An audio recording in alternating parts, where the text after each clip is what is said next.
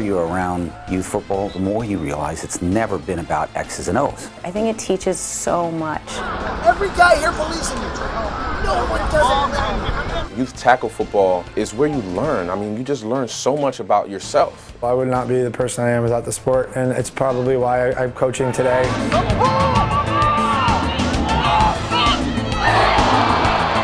It's the growth in a person to see how they could turn their lives around. Hey guys, remember, we want to be down here and we want to rip up, right? I think it's as safe of a time as we've ever had because of the scrutiny, because of the supervision. I think the biggest thing about youth football in terms of the concussion factor is it has responded. The game has changed, the practice has changed, the technique has changed. I have seen change. They both started youth football. They loved it. They were football players from the beginning. They played high school, both of them. These kids learn such great lessons. They learn teamwork, they learn determination. I mean, what game is that you get knocked down, get back up, knocked down, get back up? There's accountability, there's value. There's value for the kids on the field during the game. There's value for the kids who never get on the field. All of these lessons come from playing football. We come from a tough demographic. We come with high-risk youth that are susceptible to gangs, poverty, and a lot of drug activity that's around our community. It really takes a village to raise these kids. This is important to have something for our kids to do and our kids to be active. If you're at practice, you're at study hall, you're at college counseling, you're less likely to be out in the street. It allows them to have a family, a close-knit family. The brotherhood, we always talk about the brotherhood, having a safe place to be at, somewhere where they can be active and be proud of, doing the right thing every day, and instilling that in their lives. Even when I coached kids, I always told them that there's a much bigger picture to this than you coming down to a grass field 3 or 4 nights a week. I think football, unlike any other sport, at least that I ever played, teaches you a lot about, your own character, teamwork, grit, responsibility, liability. Growing up in Paterson, New Jersey was rough. It was different, you kind of, going through my elementary school and, losing certain friends to like drive-by shootings and just gang activity. I started playing youth football when I was roughly 11 years old. At a young age, I learned how to work with a team because in youth football, that's what it's all about, teaching these kids about different positions and how everything works together.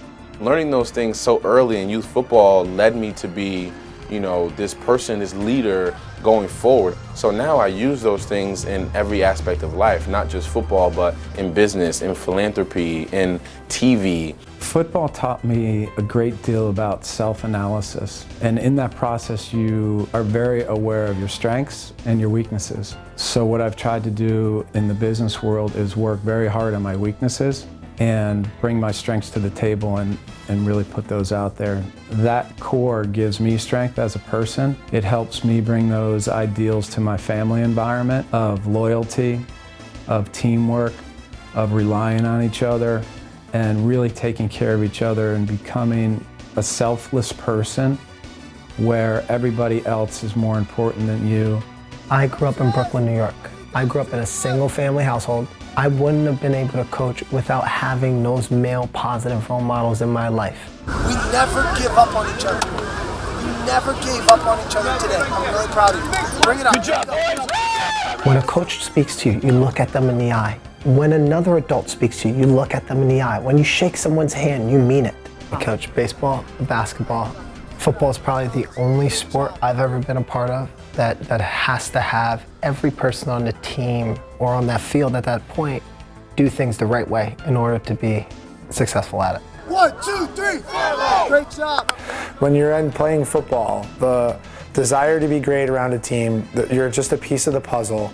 Teaching discipline and sacrifice and humility, I think, are the lessons that we're losing in today's youth. To me, one of the greatest inventions is not the internet, it's the huddle.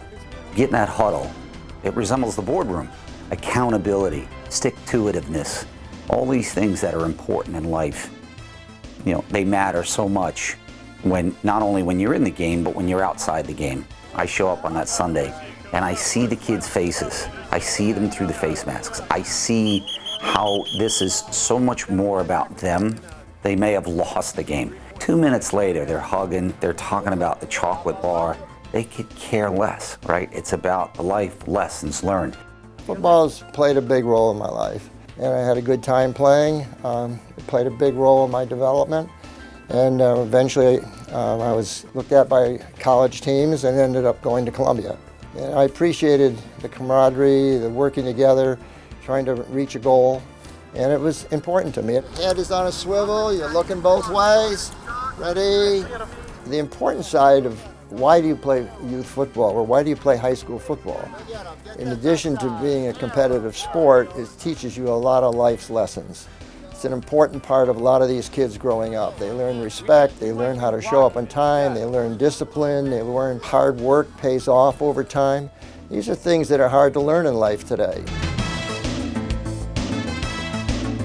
Football has had such a profound impact on my life. I grew up in a town where most kids went to high school and then just went onto a trade.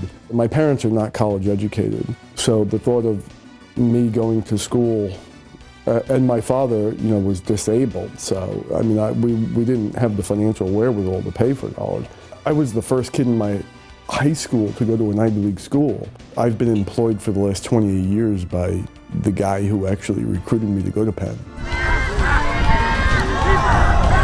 We get teens that come in that already possibly went through the incarceration crisis at a young age, and it's a turning point at 13 and 14-year-old at that freshman level. And we have individuals that really turned the corner and changed their life for the better and graduated and went on to get college degrees. It's a way to make something better of yourself. Football has been very successful at getting a lot of individuals out of this city and prosper in other areas of their life. I can say football has probably saved my life in more ways than not, and I think many people can say that. My roster consists of wealthy America, blue-collar America, and low-income. We have 4 low-income housing buildings, and 40% of my roster comes from those buildings. Without football, they would 100% be doing something negative, all 40%. I can say that pretty strongly because some of those kids I've gotten out of those situations to join the football team and now are going to graduate when they never were able to graduate. And they're going to be eligible to go to college if they don't want to play football. This sport has just given me so much. I mean, it's opened so many doors for me. Just friendships and people that I would have never met if I hadn't played football. Resources that I would never have had if I hadn't played football, leadership capabilities and teamwork capabilities that I've learned. Without football, I don't know where I'd be to this day. It's first and foremost, you don't have a season, a team, a league, a football program unless people feel it's safe.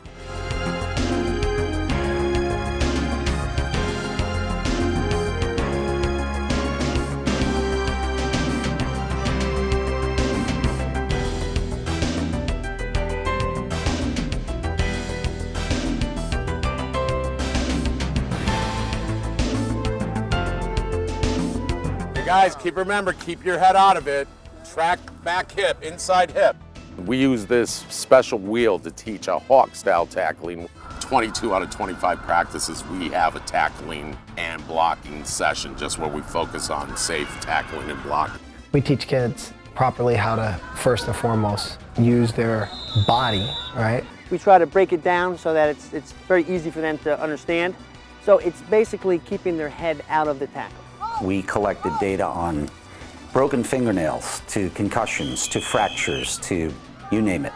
Every single organization at every single level had to submit their injury data report every single week, both practice and games, less than 1%.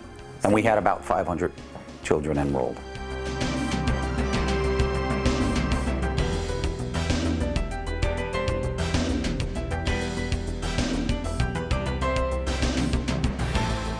I think when people look at the unsafe things about this game, they're also tying it into a time where coaches weren't regulated.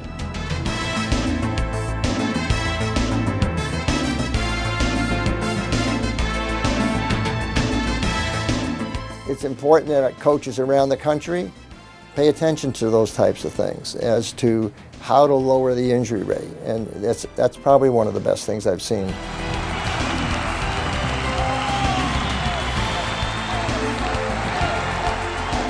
I put a lot of faith into the coaches, and they really do. I've seen it firsthand, how much they teach our kids to do things safely. The kids are more prepared, and the technology of the equipment is much better.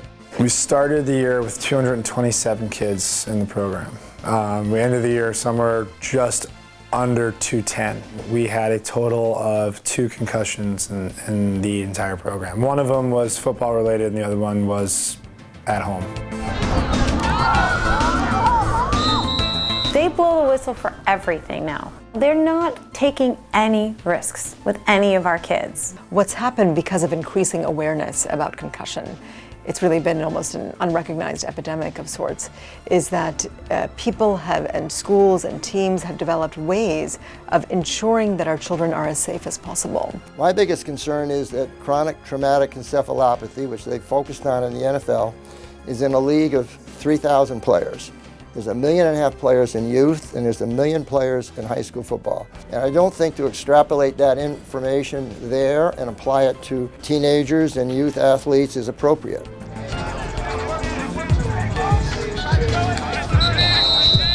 Obviously, from a professional level, these guys are 200 plus pounds, some 300 plus pounds, and they're going at each other in a violent way, and that's how concussions happen. But this is not the NFL. The velocity of the hits at kids this age just isn't up there at the same level.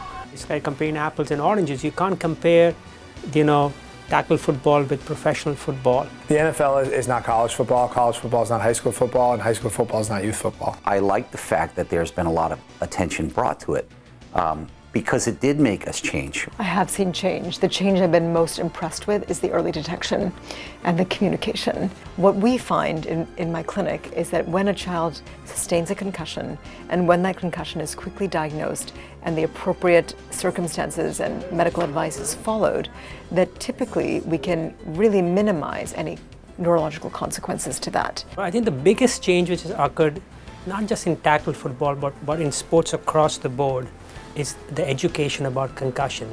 We're getting more and more data about concussions.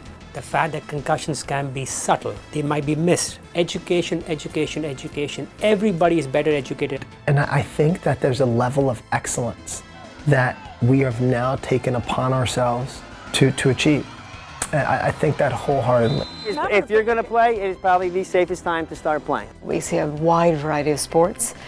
Typically, most of the concussions we see are in soccer, ice hockey, wrestling, and football. I see concussions occurring in many, many different sports, all different age groups. Nobody is saying that there's no risk with tackle football, but it's the same risk which will be there if you let your child play soccer and the child is heading the ball, lacrosse, ice skating.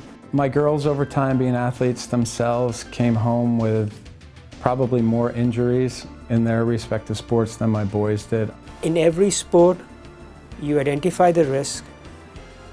Once you're aware of the risk, you figure out how to make the sport safer. And I think tackle football, just like any other sport, has been made very safe. Flag is an interesting approach. It's a good game. But what I'm surprised at is nobody asked what the injury rate is.